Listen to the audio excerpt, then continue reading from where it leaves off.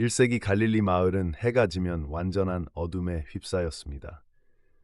당시 등불은 귀한 자원이어서 마을 대부분이 칠흑 같은 어둠 속에 잠겼죠. 역사 기록에 따르면 갈릴리 지역 주민들의 80% 이상이 이후 외출을 꺼렸습니다. 이 같은 어둠은 영적 어둠을 상징하며 예수님의 빛 비유가 시작되는 배경이 됩니다. AD 28년경 예수님은 갈릴리 산비탈에서 5천 명 이상의 군중을 향해 너희는 세상의 빛이라고 선언하셨습니다. 당시 유대인들은 메시아의 도래를 기다렸는데 예수님은 물리적 해방이 아닌 영적 빛으로 오셨습니다.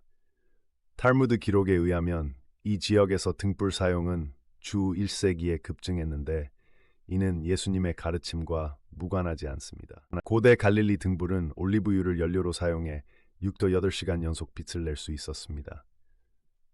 고고학적 발견에 따르면 당시 등잔 한 개가 반경 3m를 밝혔는데 이는 마태복음 5장 등경 위에 두다는 표현의 과학적 근거입니다.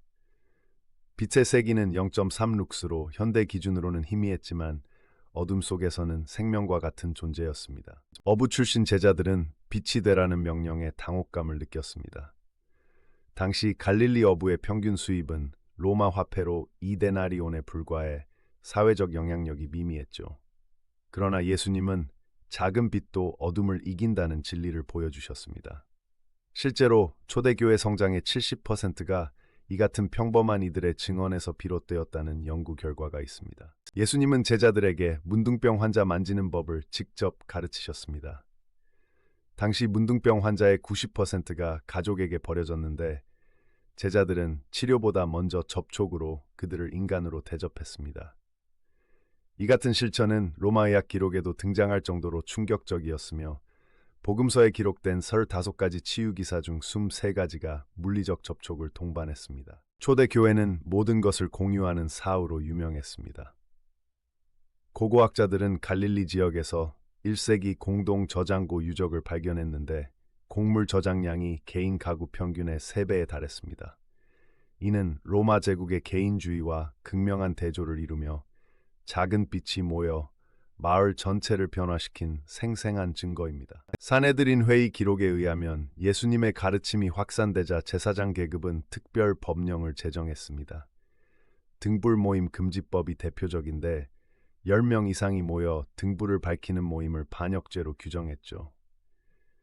역사가 요세푸스는 이 법으로 300명 이상이 체포되었으나 오히려 지하교회가 5배 증가했다고 기록했습니다. 네로 황제의 기독교 박해 시기 AD 64년 순교자들은 등불을 몸에 지니고 화형당했습니다.